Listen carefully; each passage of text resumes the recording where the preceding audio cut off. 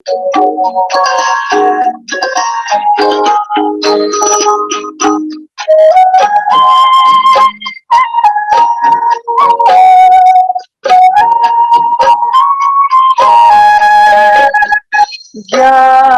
का है बीज बोया, त्याग के जल में लगा।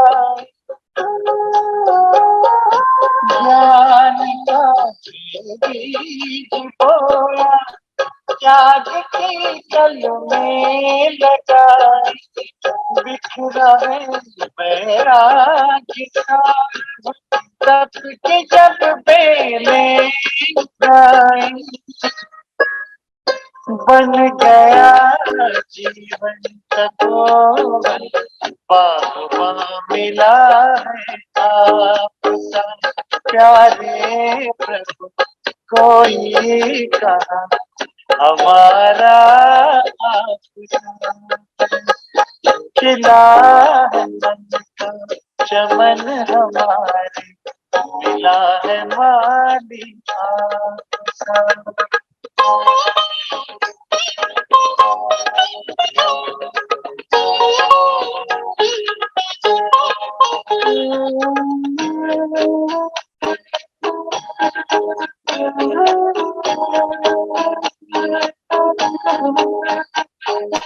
पलकों में पलते हैं पाए, प्यार हर संबंध का। पलकों में पलते हैं पाए, प्यार हर संबंध का। प्रभु मिलन में है मिला, सौभाग्य परमानंद का। क्यों न गुल गुलजार हो, पाए सहारा आपका। प्यारे प्रभु कोई कहा, हमारा आपका। खिला है मन का चमन हमारे, मिला है माली आपका।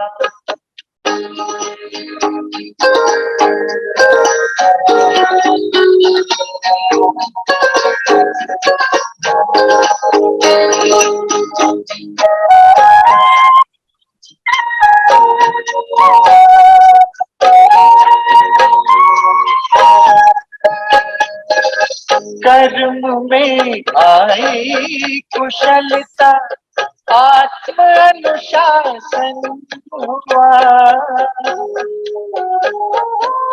कर्म में आई कुशलता, आत्म अनुशासन हुआ। सेवा की इस साधना से स्वयं पर शासन हुआ। वाह तस्वीर पाए, साथी प्यारा आपका।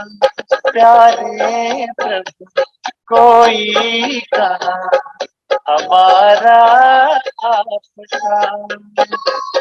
खिला है का चमन हमारे, मिला है माली आपका। खिला है मन का चमन हमारे, मिला है माली आपका। प्यारे प्रभु कोई कहा, हमारा आपका। खिला है मन का चमन हमारे, मिला है माली आपका। खिला है मन का चमन हमारे, मिला है माली आपका। खिला है मन का चमन हमारे, मिला है माली आपका।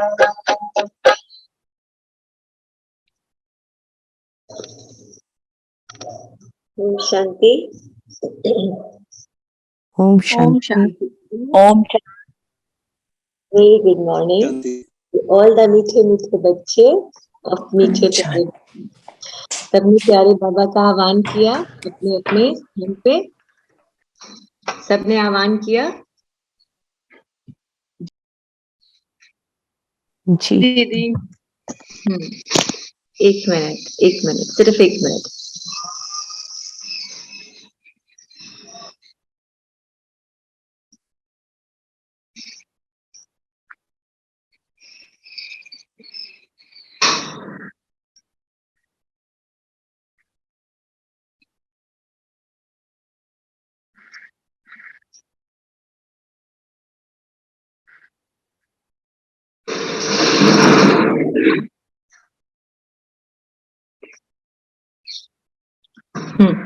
तो आज हमने गीत क्या सुना, खिला है मन का चमन हमारा, मिला जो माली आपसा।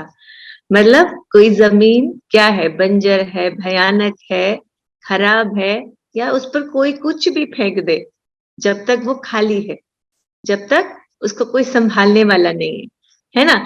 एक बच्चा भी कैसे भी पल जाता है, पर वो अच्छे से तब पलता है जब उसे अच्छे माँ बाप मिलते हैं।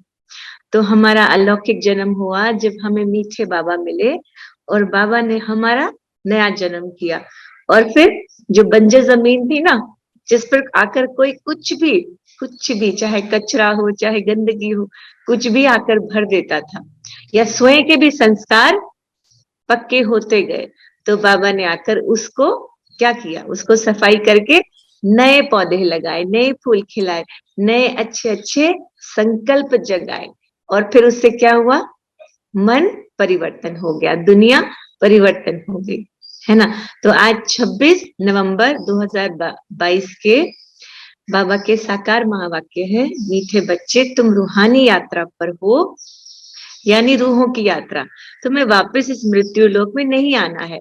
तुम्हारा उद्देश्य है मनुष्य से देवता बनना और बनाना, यानी खुद भी बनो और औरों को भी बनाओ। जब तक आप उन्हें बाप का परिचय नहीं दोगे तो वो देवता बनेंगे नहीं, है ना। इच्छा ही नहीं होगी, पता ही नहीं होगा कि मनुष्य भी देवता बन सकता है। आज प्रश्न क्या पूछा कि 16 कला संपूर्ण बनने वालों की निशानी क्या होगी। आज बाबा हमको अटेंशन खिंचवा रहा है कि तुमको 16 कला संपूर्ण बनना है ना, तो फिर निशानी क्या होगी। उत्तर दिया, वे अपनी झोली ज्ञान रत्नों से अच्छी तरह से भरकर दूसरों को भी भरेंगे। अगर आपको 16 कला, नमस्ते माता जी, ओम शांति। नमस्ते जी, ओम शांति, ओम शांति। हाँ, आपको देख के ना बाबा और भी याद आता है ना। मुझे भी अच्छा लग रहा है आपसे मुरली सुन के बहुत अच्छा लग रहा है। शुक्रिया।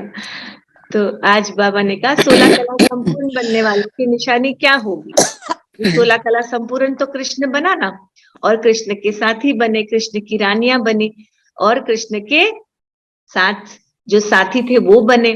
तो वो बनने के लिए क्या क्वालिटी होनी चाहिए, वो अपनी झोली ज्ञान रत्नों से, जो आप भर रहे हो ना रोज सुबह सुबह गोपियों की तरह या फिर कृष्ण की रानियों की तरह सज धज के अपना आसपास सब साफ सफाई करके बैठ जाते हो ना सब लोग।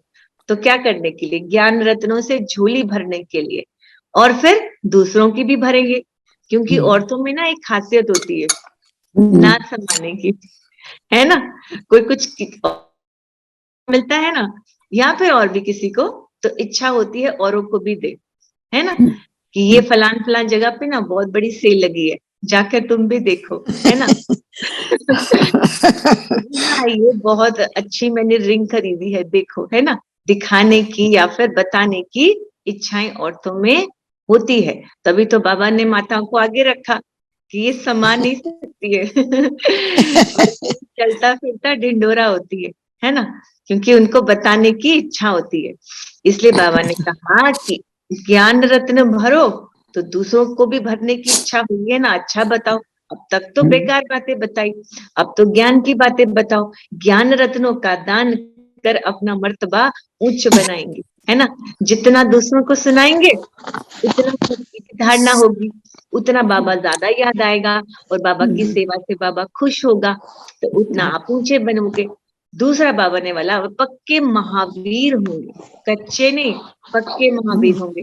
उन्हें जरा भी हिला नहीं सकती माया, वे अखंड अचल शुरू से अंत तक चलते रहेंगे।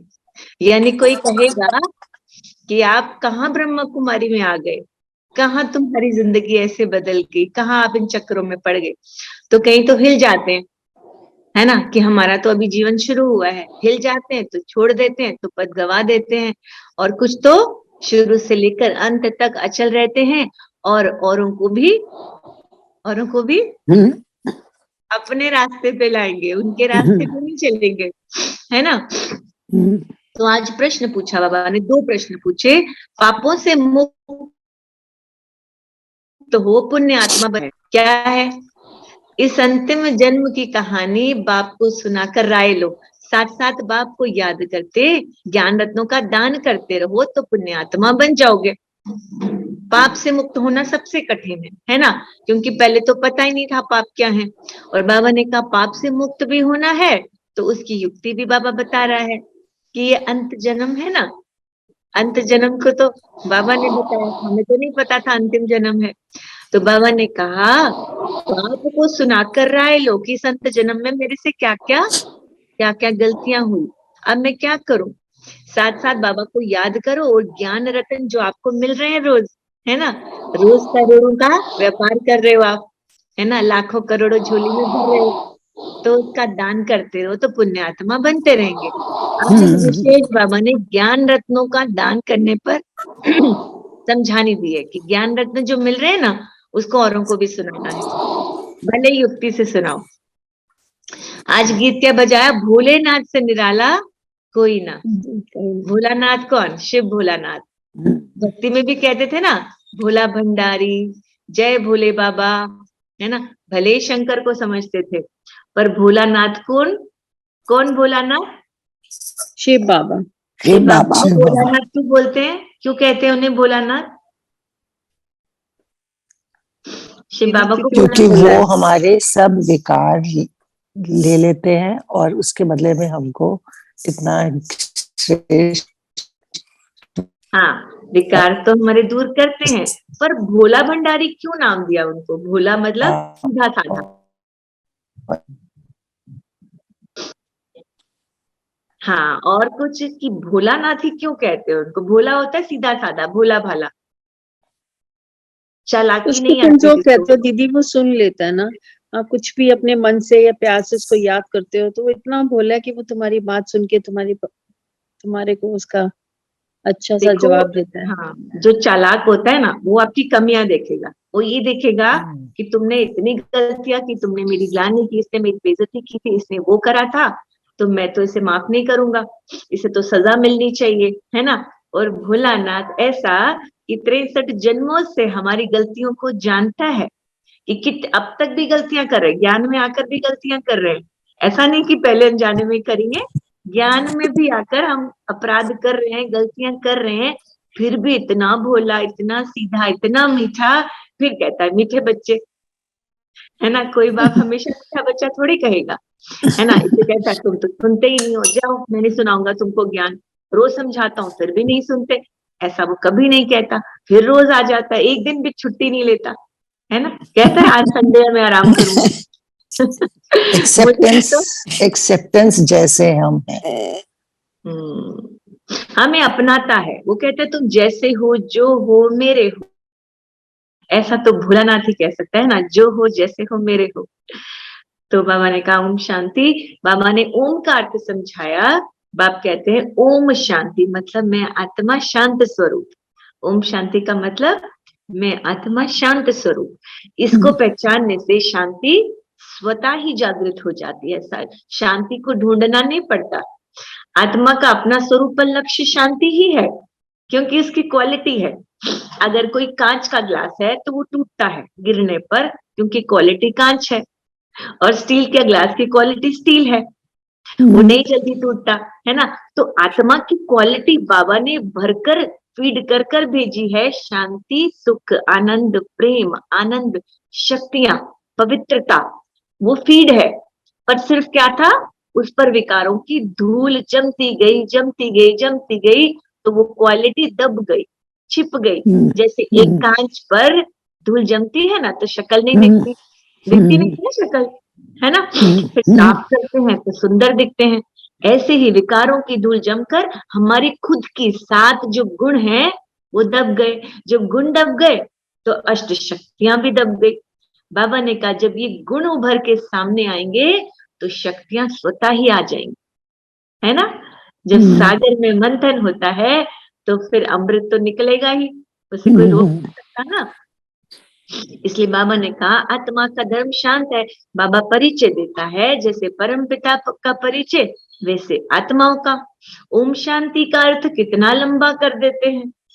ओम अर्थात भगवान भी कह देते हैं। भोलानाथ की महिमा है ना, आज भोलानाथ कह रहे हैं। आज बार बार बाबा क्या कह रहे हैं, एक तो भोलानाथ कह रहे हैं, दूसरा कह रहे हैं बाप से राय लो, तीसरा बाबा क्या कह रहे हैं, ज्ञान रत्नों से झोली भरो, है ना। मुख्य पॉइंट अब तक क्या सुनाए, ज्ञान रत्नों से झोली भरो और जब इतनी जाए तो फिर औरों को भी दे दो, है ना। इतना भरकर क्या करोगे, अपने पास रखोगे तो थक जाओगे ना, तो बांटते जाओ तो मैं और बढ़, है ना। ऐसा तो नहीं है ना बाबा अब ज्ञान रत्न देना ही छोड़ देगा, तुमको तो रोज मिल रहे हैं, थोड़े थोड़े सबको दे दो। तो भोलानाथ वर्षा देता है, शंकर वर्षा नहीं देता।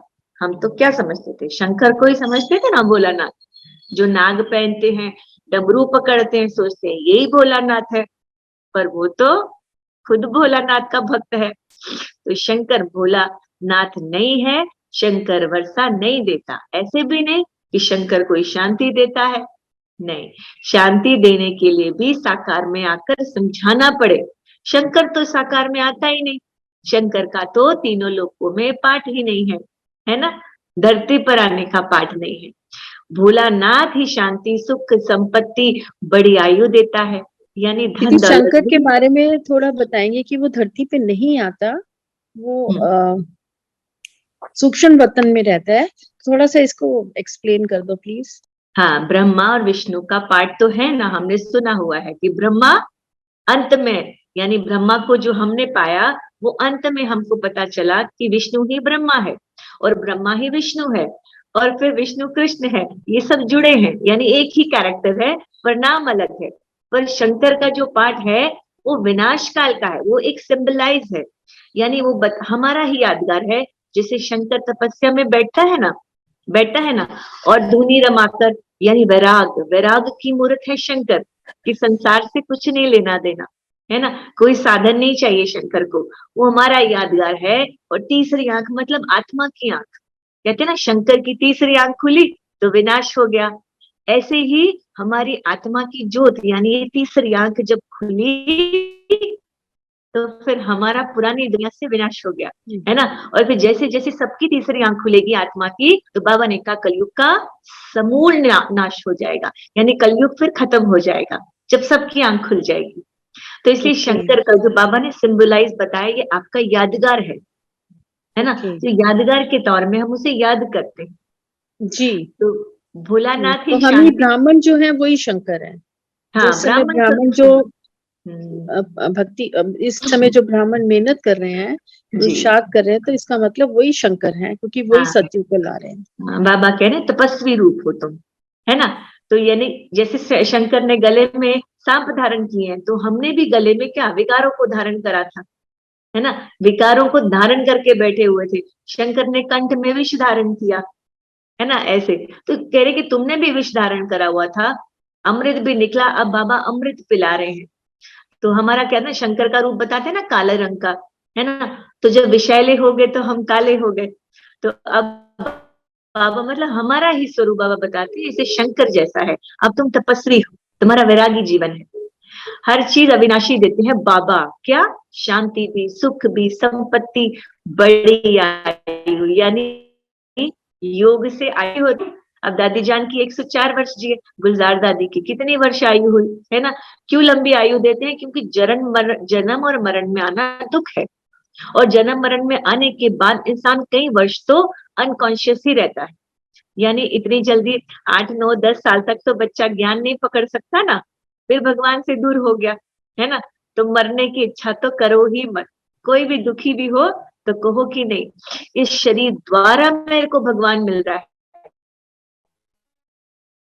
चाहे जैसा भी है, दिमाग कैसा भी है ना, इस शरीर द्वारा मैं भगवान को रोज प्राप्त करता हूँ।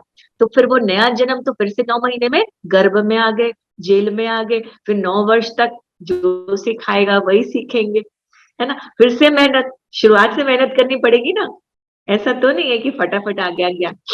तो बाबा कहते बेहद का नाटक, इसलिए तो बाबा से लंबी उम्र तभी मिलेगी जब योग में रहेंगे, और लंबी आयु का मतलब है कि संपूर्ण होकर जाना। फिर से मेहनत, यानी 10-15 साल फिर बेकार नहीं जाएंगे हमारे। ये तो अनादि ड्रामा है, ये बेहद का नाटक है। स्थूल नाटक मनुष्य के होते हैं, बाबा नाटक कह रहे हैं। पुरानी रात कहा जाता है नया दिन, अभी ये तो क्या है, कलयुग रात है और सतयुग दिन है ना। बाबा ने दिन को भी डिवाइड किया हुआ है। जैसे संगम को अमृत वेला कहते हैं ना, अमृत वेला प्राप्तियों का समय है, तो संगम युग अमृत वेला है, और सतयुग भोर है, जब सुबह सुबह 6 बजे 6:30 बजे सूरज उगता है ना, तो चारों तरफ खूबसूरत दिखता है।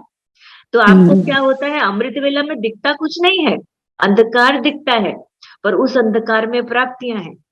तो कलयुग के संगम युग में अंधकार है, पर उस अंधकार में प्राप्तियां हैं। और फिर सतयुग भोर है, जब सूर्य उगेगा, चारों तरफ वो शक्तिशाली किरणें फैलेंगी, तो सब कुछ दिखेगा, फूल दिखेंगे, पंछी दिखेंगे, सब खूबसूरत दिखने लगेगा। फिर उसको त्रेता को कहते हैं, फिर क्या कहते हैं, दोपहरी। दोपहरी में फिर हो जाता है ना थोड़ी सी, क्या आलस आ जाता है, नींद आने लगती है, थोड़ा सा हो गया ना। सुबह जो फ्रेश होते हैं वो दोपहरी में नहीं होते, फिर और दोपहरी के बाद शाम तक आते आते और थक जाते हैं, यानी द्वापर आ गया। और फिर अंधेरी रात यानी कलयुग आ गया। और फिर घोर अंधेरी रात यानी 10 बजे के बाद, उसे कहते हैं घोर कलयुग।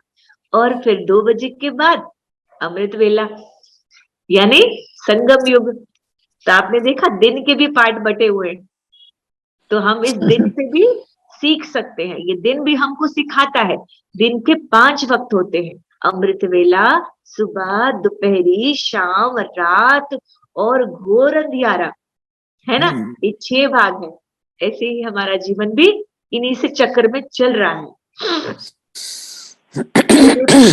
ये पढ़ाई 15 वर्ष चलती है, भारी इम्तिहान है। इसका उद्देश्य है मनुष्य से देवता बनना, जो भी सिर पे पाप है उसको जलाना है। तो बाबा ने कहा मनुष्य भ्रष्टाचारी बनना शुरू हो जाते हैं। तो भ्रष्टाचारी बनने में कितना टाइम लगा, कितना टाइम लगा? 63 जन्म। 63 जन्म। देखो 63, द्वापर में इतने पापी नहीं थे हम, द्वापर में भी भक्ति बहुत थी, और फिर धर्म बहुत था, लोग धर्म के कार्य बहुत करते थे। ये तो घोर कलयुग में अंधकार मच गया, तो हम अज्ञानी हो गए, तो फिर विकर्म होने लगे। पर मुख्य तो अभी भी इतने दुखी तो नहीं है ना, जितना तो कहते हैं घोर कलयुग में अथाह दुख होंगे। इतने दुख तो अभी भी बाबा ने नहीं दिए हमें। और जब जैसे ही दुख शुरू हुए, फटाफट बाबा आ गया, है ना। इतना भोलानाथ इतना दुखी देख ही नहीं सकता अपने बच्चों को, है ना। जब बहुत दुख शुरू हो गया तो दौड़ा चला आया कि इतना दुखी तो मैं देख नहीं सकता बच्चों को, इतना प्यार करता भोलानाथ, है ना। और तो फिर याद दिलाने आ गया कि सुख के दिन आ गए, तो दुख भूल गया ना। अब तो याद आता है, अरे वाह सुख के दिन आने वाले हैं, यानी 2500 साल तक इतना सुख मिलेगा। तो फिर ये छोटा मोटा दुख तो अवॉइड हो जाता ना, तो याद नहीं आता, तो खुशी रहती। बाबा ने कहा मंदिर लायक बनाना है, जो मनुष्य बंदर बन गए थे। ज्ञान दास को उन्होंने डमरू नाम रख दिया, कहते हैं राम ने बंदर सेना ली। बाबा समझाते तुम सब बंदर थे। बंदर मतलब कभी उस डाल पर, कभी इस डाल पर। बंदर क्या करता है, चंचल होता है ना, एक जगह टिकता नहीं है, उछलता कूदता रहता है ना। और वो इतना होता है मरते दम तक, यानी बच्चा मर भी जाए ना तो भी चिपटाए रखता है, यानी फिर मरते हुए बच्चे को भी ढूंढता रहता है। इतना मोह हमारे अंदर, बंदर जैसे क्या करते हैं, चंचल बुद्धि, है ना।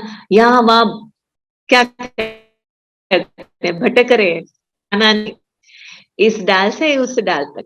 इस समय सारी दुनिया में रावण राज्य है, वे हद की बातें सुनाते हैं, बाबा हमको बेहद की बातें सुनाता, है ना। बाबा कहते हैं कि पतित पावन आओ, ये तो क्या होता है, तुम पुकारते हो पतित पावन आओ, अगर को पावन बनाओ। ये मनुष्य ने पुकारा तो बाबा ने कहा घर वापस जाना है, मैं आ गया हूँ।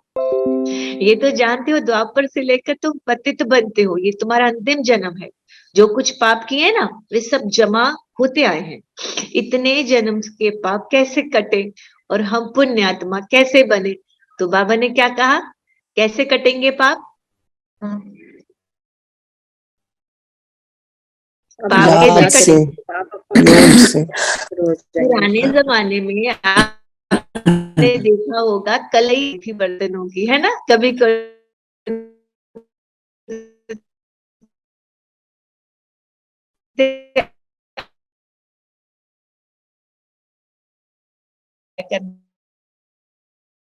के लिए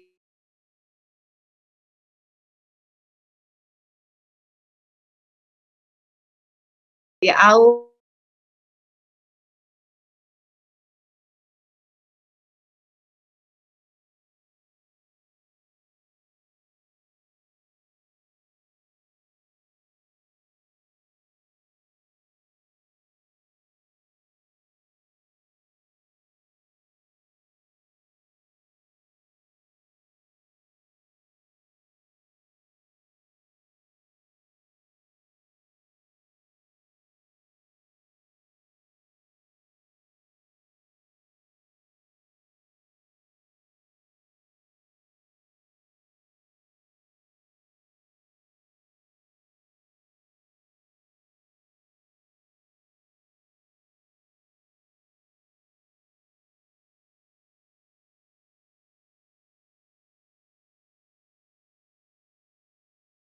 लेंगे बाबा के बच्चे। जब करो ये तो वक्त आज, अब घर जाने का समय आ चुका है। अपनी बेल्ट बांध लो सब, है ना। और बाबा ने क्या कहा, ज्ञान रत्नों का दान देते चलो तो कमाई होती रहेगी। वे अखंड अचल रहते हैं, वो हिलते नहीं है, जिनको बाबा पे पूरा निश्चय है। अखंड अथाह शुरू से लेकर चलते आते हैं, कूदते आते हैं, और अब तो दौड़ रहे हैं। अब चलने का समय थोड़े है, बाबा कह रहे हैं दौड़ने का भी नहीं है। अब तो किसका समय है? उड़ने का दीदी, उड़ने का उड़ती कला है। जेट में बैठो और उड़ जाओ, नहीं तो पहाड़ आएंगे रास्ते में। बाबा ने कहा अभी समस्याओं के पहाड़ आएंगे, तो चलने दौड़ने की आदत होगी ना तो पहाड़ों से सिर फोड़ते रहोगे। तो क्या करना है, समझदार क्या होता है, पहाड़ को काटेगा कि उड़ के निकल जाएगा? उड़ के निकल जाएगा। माता जी तो उड़ के निकल रही है ना। तो 16 कला संपूर्ण बनने की क्या कहानी है? जो अच्छी रीति झोली भर, बोला अच्छी झोली भरनी है। ऊंचे से ऊंचा भगवान है, ऊंचे से ऊंचा उनका ठाव है ना। क्या बात है बाबा की। बाबा आया सुख धाम शांति धाम का मालिक बनाने, सबको शांति धाम ले जाते हैं। देखो आपको बोनस मिला, आपको मुक्ति धाम भी मिला और आपको सुख धाम भी मिला, 2 चीजें मिली। पर संसार में सुख धाम सबको नहीं मिलेगा, और अगर सुख धाम मिल भी गया तो राजाई पद नहीं मिलेगा। राजाई पद किसको मिलेगा? राजाई पद में कौन? हम लोग, आप सब आएंगे। आप सब राजाई पद में आने वाले हो। क्यों? क्योंकि आपको बाबा पे कितना निश्चय, कितना, इतना कि इतना 100% भी ज्यादा। ये नहीं कह सकते कि 99%। किसको है 99%? कोई बैठा है यहाँ पे? अपने से भी ज्यादा निश्चय कि मैं हूँ, उससे भी ज्यादा निश्चय कि बाबा है। तो जिसको बाप पे निश्चय है उसको बाप से प्यार है, और जिसको बाप से प्यार है वो तो राजा बच्चा बना ही बना, है ना। तो जो बाबा से प्यार करता है वो राजा ना बने, ऐसा हो सकता है? ठीक है। कल बाबा ने कहा ना अपनी चेकिंग करनी है, और कुछ दिन पहले भी बोला था अपनी चेकिंग करके चेंज करो, है ना। एक एक अवगुण को खींच खींच के निकालना है। और कैसे निकलेगा? जो मुरली सुनेंगे, है ना। श्री कृष्ण को तो सब नहीं मानते, कृष्ण का नाम गीता में डाल दिया, इतना ऊंच तीर्थ समझते नहीं है। भारत को इतना ऊंच तीर्थ नहीं समझते। बाप कहते हैं गीता पढ़ते पढ़ते देखो मनुष्यों की क्या हालत हो गई, गीता पढ़ते भी बुद्धि नहीं आई। बाबा ने कहा बाप का परिचय देना है, परमपिता परमात्मा से आपका क्या संबंध है? कितना भी समझाओ कह देते परमात्मा सर्वव्यापी, पत्थर बुद्धि है। अरे हम संबंध पूछते हैं, हम पूछते हैं क्या लगता है भगवान आपका, तो वो कहते हैं सर्वव्यापी कण कण में बैठा है। सर्वव्यापी का संबंध होता है क्या जो हर कण में हो? आपका पूरी दुनिया से संबंध है क्या? कोई आपको जानता है? आप बोलोगे लंदन में फला क्रिस्ट मेरे को जानता है या उससे मेरा संबंध है, उसको पूछो बोलेगा ये कौन है।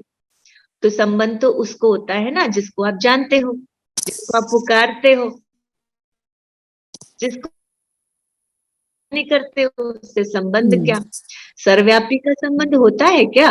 प्रदर्शनी जाओ तो वृद्धि हुई और तुमको वोट्स मिलती जाएगी। आजकल वोट चल रहे हैं ना, वोट दो, है ना? तो अब तुम बाबा का क्या वोट लो और बाबा के वोट्स लो, यानी वोट्स बढ़ाओ बाबा के। बाबा लिखते हैं धर्म के नेताओं आदि को भी निमंत्रण देना है। अभी होता है माउंट आबू में, सबको निमंत्रण जाता है, मठ पंथी, सन्यासी पंथी, सारे बड़े बड़े मिनिस्टर्स सब आते हैं, है ना? हमारी प्रेसिडेंट आई तो और भी तेजी से सब आए हैं। फिर पहरा भी पूरा रखना है। अगर तुमने ये एक दो बातें सिद्ध कर दी तो उन सबका धंधा ही ठंडा हो जाएगा। किनका? धर्म के नेताओं का। अब बच्चों को सर्विस बढ़ानी है। बाबा क्या कह रहे हैं? बच्चों को सर्विस बढ़ानी है। तुम शिवालय में चलते हो, पहले तुम स्वर्गवासी थे, अब इतने जन्मों के बाद रावण ने क्या बनाया, क्या बन गया? अब नरकवासी। संसार क्या है? नरकवासी। नरकवासी हैं, अभी हम नरकवासी हैं, पर बाबा ने बोला तो है ना कि तुम स्वर्गवासी होने वाले हो, गारंटी है ना? नरक में है फिर भी मौज में है। क्यों? क्योंकि परमात्मा की बुद्ध मिल गई, है ना? तो बाबा ने कहा ये सारी दुनिया, अब सारी दुनिया ने रावण से हराया है। ये शोक वाटिका, ये दुख की वाटिका, सतयुग अशोक वाटिका। अशोक मतलब सुख की वाटिका, वाटिका मतलब गार्डन। यहाँ अशोका होटल नाम रखा है ना, अरे अशोका होटल तब भी था, ब्रह्मा बाबा के समय में भी अशोका होटल था, इतना पुराना है। शिव और विष्णु की माला मशहूर है, ब्राह्मणों की माला बन नहीं सकती, ये कल भी बोला था। ब्राह्मणों की माला क्यों नहीं बन सकती? क्योंकि वो अभी मेहनत कर रहे हैं, संपूर्ण बने नहीं है। जब तक संपूर्ण नहीं बने तो सीट नहीं मिलती ना। कोई जब तक वोट से जीत नहीं जाए तो मिनिस्टर बन नहीं सकता, कोई जब तक एग्जाम पास नहीं करे तो बड़ा अफसर बन नहीं सकता। अब कोई पढ़ रहा है ना, कोई कलेक्टर की पढ़ाई कर रहा है, कोई डॉक्टरी की कर रहा है, कोई इंजीनियर, कोई और बड़े ऑफिसर की पढ़ाई कर रहा है, तो तब उसकी जय जयकार तो नहीं होती, उसको फैसिलिटीज तो नहीं मिलती। जब वो बन जाता है तो चाहे ऑटो रिक्शा का बच्चा हो तो भी सीट पे। हेलो, देगा ना? आवाज आ रही है सबको? आ रही जी है। दीदी। हाँ, तो जब तक सीट बैठे हैं तब तक माला में आ नहीं सकते, है ना? अभी हम सब पुरुषार्थी हैं। विष्णु की माला प्रवृत्ति मांग है, मनुष्य कहेंगे इन जैसा पावन बन। किनके जैसा? विष्णु के जैसा। एम एक ऑब्जेक्ट सामने खड़ा है, तुम श्याम से सुंदर बन रहे हो, पुरानी दुनिया को लात मारते हो। कृष्ण की, श्री कृष्ण की आत्मा गोरी थी, इसलिए स्वर्ग का गोला उनके हाथ में दे दिया है। कृष्ण नारायण शिव सबको काला बना दिया। क्यों बनाया? कृष्ण को काला, नारायण को काला, शिव को काला, क्योंकि खुद काले है ना। तो फिर देवी देवताओं को भी अपने, कहते हैं ना जैसी दृष्टि वैसी सृष्टि। हम खुद काले बन गए, पतित बन गए, तो देवी देवताओं को भी काला बना दिया, काली माता बन, है ना? देखो शंकर को काला, कृष्ण को काला, और विष्णु को भी काला कर दिया, राम को भी काला कर दिया। यानी जैसे खुद काले थे तो देवी देवता भी काले बना दिए। तो कृष्ण नारायण शिव सबको काला बना दिया। जो शिव परमात्मा सर्व का रचयिता है उसे भी जानते नहीं, और आप तो अच्छे से जान गए, है ना? अच्छा, मीठे मीठे से खिलते बच्चों प्रति माता पिता बाप दादा का याद प्यार और गुड मॉर्निंग। रूहानी बाप की रूहानी बच्चों को नमस्ते। हम रूहानी बच्चों की की रूहानी रूहानी बाप बाप को नमस्ते, गुड मॉर्निंग, शुक्रिया बाबा, शुक्रिया बाबा, शुक्रिया मीठे बाबा। शुक्रिया धन्यवाद। शुक्रिया। आज बाबा ने धारणा क्या दी? बाप समान मनुष्य आत्मा को जी दान देना है, मतलब जिंदा करना है। अभी सब क्या थे? कब्र दाखिल, मतलब मरे हुए। मरा हुआ कौन? जिस गति का पता ही नहीं। मरा हुआ कौन? जो अनजाने में ज्ञान गुनाह कर रहा है, अनजाने में अज्ञान काल में होते हैं और गुनाह की सजा फिक्स हो जाती है। और बाबा ने जो ज्ञान दिया ना, तो बाबा ने कहा मेरी याद से पुराने गुनाह माफ हो जाएंगे, धुल जाएंगे और नए होंगे नहीं। क्या आ गया? तो पाप करते डर लगता है और पाप होता नहीं, शक्ति मिल जाती है ना, पाप कर्मों से बचने की शक्ति मिल जाती है। नहीं तो माया कदम कदम पर आपसे पाप कराएगी। बाप समान मनुष्य आत्मा को जिए दान देना है, बेहद के बाप से दान लेकर दूसरों को देना है। आज बाबा ने मुख्य यही समझाया, बाबा से झोली भरो लुटाते जाओ। और लुटाते जाओ। क्यों लुटाना है? क्यों लुटाना है? क्योंकि वो सब आपके सहयोगी बनेंगे कलयुग अंत तक। अब तक जो लोग आपको सपोर्ट कर रहे हैं ना, आपको सुख दे रहे हैं, आपका साथ दे रहे हैं, क्योंकि आपने उनके लिए किया है, आपने किसी न किसी जन्म में उनको दिया है। तो जो देता है वो दाता है, और जो नहीं देता संसार में उसकी कोई कीमत नहीं। जो देता है वो दाता है। तो और सबसे बड़ा दान अन्न का नहीं होता, सबसे बड़ा दान ज्ञान का दान होता है। आप किसी को धन दे दोगे तो कितने साल जिएगा बेचारा, अन्न दोगे एक ही वक्त का पेट पालेगा, और ज्ञान दोगे तो 21 जन्म सुंदर हो जाएंगे। तो के बाद से दान लेकर दूसरों को महादानी जरूर बनना है। दूसरा, स्वदर्शन चक्रदानी धारी बन रावण का सिर काटना है। बेहद का वैरागी बन विकारों का संन्यास करना है। क्या बोला बाबा ने आज? स्वदर्शन चक्रधारी बन रावण का सिर काटना है, यानी अपने विकारों का सिर काटना है। और वैरागी, जैसे शंकर वैराग है ना, हम भी वैरागी हैं। वैरागी बन विकारों का संन्यास करना है। किसका संन्यास करना है? संसार का नहीं, अपनों का नहीं, अपनों को नहीं छोड़ना, अपनों को और भी प्यार करना है, अपनों को और भी सुख देना है, पर अपने पापों का, अपने विकारों का, अपनी उदंडता का, क्रोध का, काम का, लालच का त्याग करना है। आज वरदान क्या दिया बाबा ने? संगम युग पर सदा प्रत्यक्ष व ताजा फल खाने वाले शक्तिशाली व तंदुरुस्त भव। आप कौन से युग में बैठे हो? करती कला दीदी, कौन से युग में बैठे? संगम युग। हाँ, मतलब कलयुग और सतयुग का संगम, उनका मिलाप। यानी कलयुग से हम अब सतयुग तक जाने के लिए संगम की पौड़ी यानी सीढ़ी पर बैठे हैं, संगम के ब्रिज पर चढ़ गए हैं। तो संगम युग पर अब जो ब्रिज पर चढ़ जाता है तो खुशी होती है ना, अब तो चढ़ गए, पुल पर चढ़ गए तो अब तो पहुंच गए, है ना। और पता है आपको, ब्रिज में कांटे भी हैं, ब्रिज में रुकावटें भी हैं, ब्रिज में क्या है, कदम कदम पर पत्थर भी हैं। तो बाबा ने कहा उड़ते हुए जाओ, संगम युग पर सदा प्रत्यक्ष व ताजा फल खाने वाले शक्तिशाली व तंदुरुस्त भव। आप इस संगम युग में कोई अच्छा कर्म करोगे ना, किसी के लिए कुछ भी करोगे, आपको तुरंत खुशी मिल जाएगी। पहले तो कहते थे आज कर्म किया मुझे अगले जन्म में मिलेगा, अब अगला जन्म तो होना नहीं हमारा, है ना। तो बाबा कहते हैं अभी अच्छा कर्म करोगे अभी फल मिल जाएगा, अभी कुछ अच्छा सोचोगे मन खुश हो जाएगा। यानी अच्छा, खुशी चाहिए तो अच्छा सोचो, है ना। आपके जीवन में खुद कुछ अच्छा हो तो किसी के लिए अच्छा करो। बाबा ये नहीं कहते तुम अब कर्म करना ही छोड़ दो, किसी की मदद करना ही छोड़ दो, नहीं। इस समय तुमने एग्जाम्पल बनना है, जो मिले जैसा मिले मदद करते जाओ, देते जाओ, और बाबा के ज्ञान रतन लुटाते जाओ।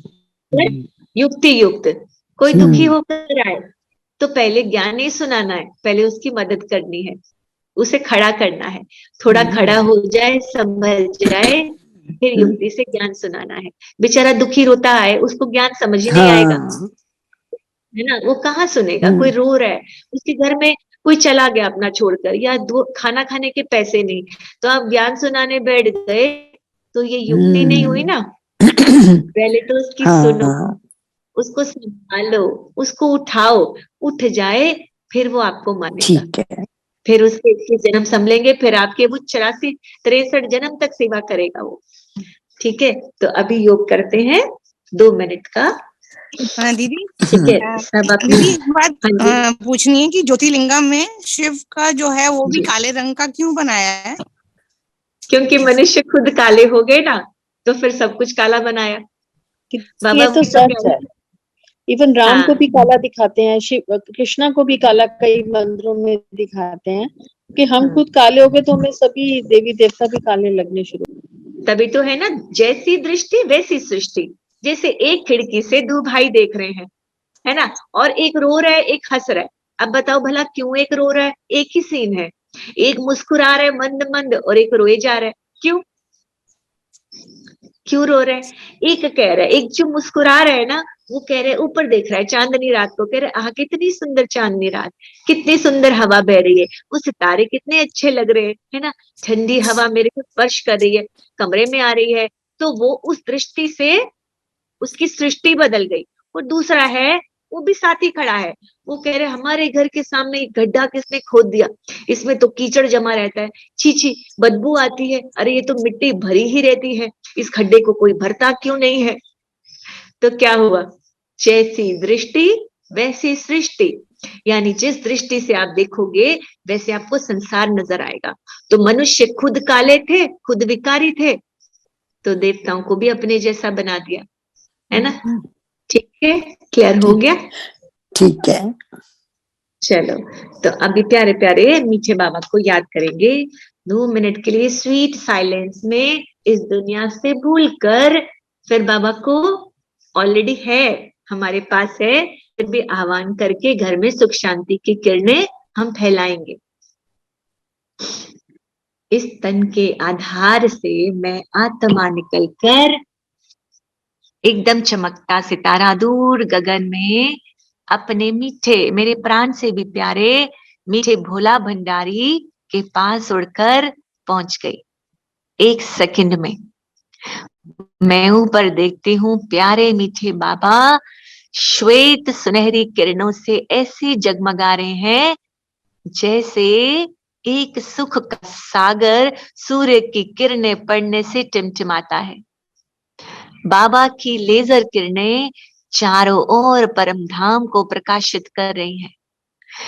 मैं आत्मा अपने बाप को पहचानती हूँ, और जब पहचानती हूँ तो बाबा की गोद में समाना भी जानती हूँ।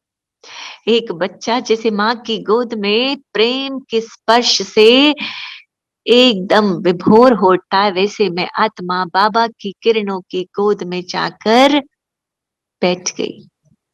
स्वयं को अनुभव करो, बाबा की मीठी शीतल लेजर किरणों के एकदम सटीक होकर बैठी, बाबा के पास क्लोज, क्योंकि मेरा अधिकार है मेरे बाप पर, मेरा अधिकार है मेरे टीचर पर, मेरा अधिकार है मेरे स्वीट मीठे बाबा पर।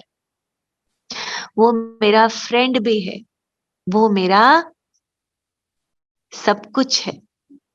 मैं बाबा के किरणों के एकदम करीब जाकर सटीक होकर बैठी हूँ, इतनी करीब कि बाबा और मुझ में 1 सेंटीमीटर का भी गैप नहीं है। जितना क्लोज उतना संपन्न। और बाबा मुझे अपने करीब पाकर बहुत खुश हो रहे हैं। बाबा अपना सारा प्यार मुझ पर लुटा रहा है, मुझ पर अपनी किरणों और शक्तियों की बौछार कर रहा है। मैं बाबा की किरणों से और भी शक्तिशाली बनती जा रही हूँ। बाबा की किरणों का प्रवाह निरंतर मुझ आत्मा के आर पार हो रहा है। जैसे एक मैले कुचैले बर्तन की कलई होती है, ऐसे मैं आत्मा बाबा की कलई से जगमग कर रही हूँ। जैसे एक हीरे को तराशा जाता है, ऐसे बाबा मुझे तराश रहा है, मुझे बहुमूल्य बेशकीमती हीरा बना रहा है। महसूस करो, बाबा की किरणें, लेजर किरणें मुझ आत्मा के आर पार हो रही हैं, निरंतर आर पार हो रही हैं। मेरे अंदर जो विकारों की मिट्टी, धूल, पाप कर्मों की जो बेवजह कमाई थी, वो सब पिघल पिघल कर छूट रही है। देखो, बाबा की किरणों से सारी जो मेरे विकर्मों की मिट्टी है, जो विकर्मों के दाग हैं, छूट रहे हैं, सब पिघल के बाहर निकल रहे हैं। मैं विकारों का चोला उतार के फेंक चुकी हूं। बाबा ने कहा, बच्ची, ये विकारों का चोला फिर से कभी मत पहनना। और बाबा ने मुझे पहनाया एकदम फ्रेश फरिश्तों का चोला। मैं फरिश्तों का ड्रेस पहन के इतरा रही हूँ और मेरे पूरे तन बदन से लाइट की लेजर किरणें पूरे परम धाम में फैल रही हैं। ऊपर मेरा रूहानी बाप मेरे साथ है।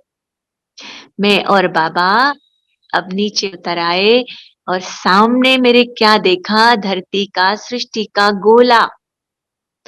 बाबा से रूहानी शक्तिशाली किरणें मुझ आत्मा से क्रॉस होते हुए इस ग्लोब में, इस धरती में, सृष्टि में समा रहे हैं।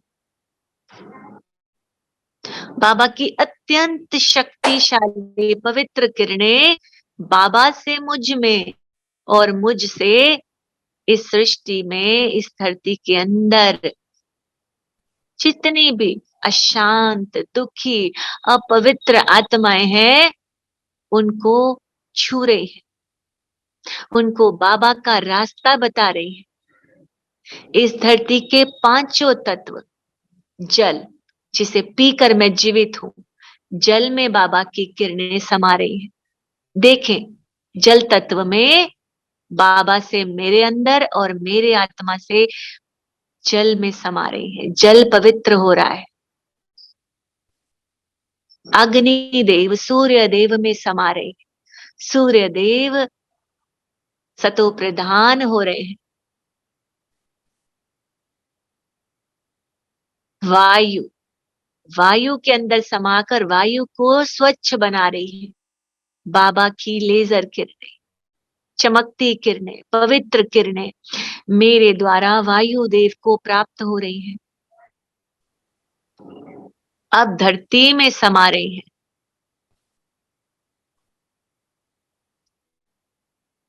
धरती माँ फिर से लहलहा रही है। चारों तरफ हरियाली है, फूल हैं, पुष्प हैं, हरी हरी मखमली घास है, पेड़ पौधे हैं, पंछी है। ये धरती स्वर्ग बन गई है। आकाश सुखदाई वर्षा कर रहा है।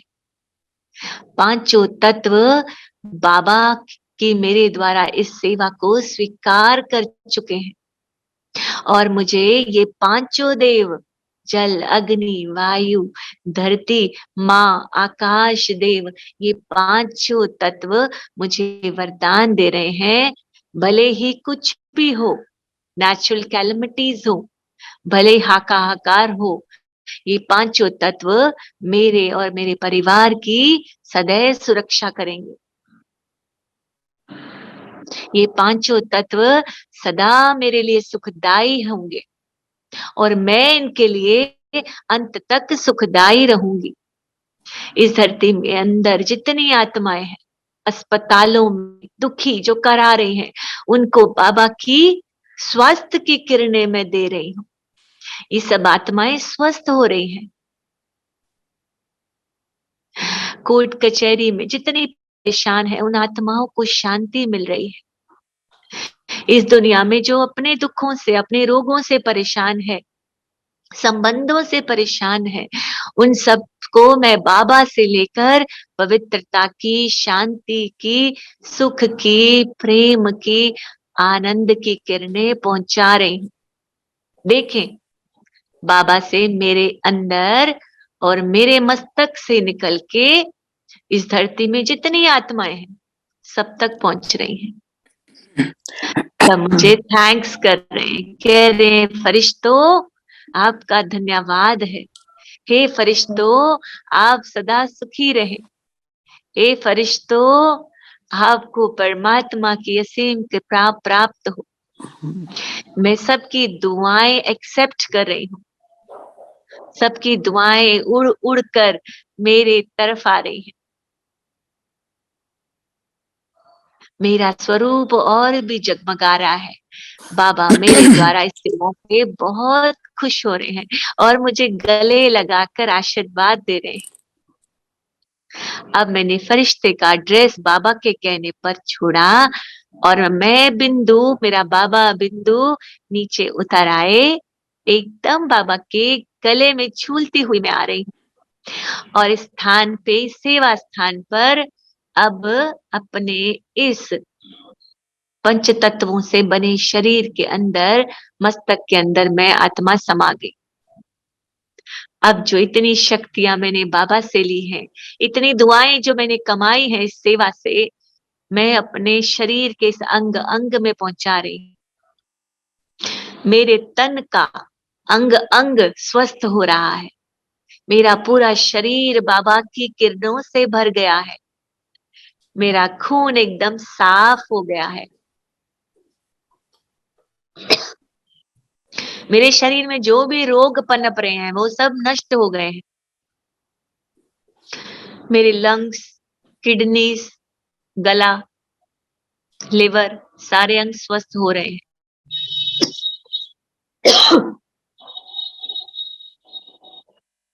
बाप दादा मुझे प्रेम की दृष्टि दे रहे हैं और मैं बाबा का धन्यवाद कर रही हूँ। शुक्रिया बाबा, शुक्रिया। अच्छा, ओम शांति। ओम शांति, ओम ओम शांति, शांति दीदी। Om Shanti, thank you. Om Shanti. Om Shanti, Very nice, Shanti, yeah, thank very you. nice. Thank you.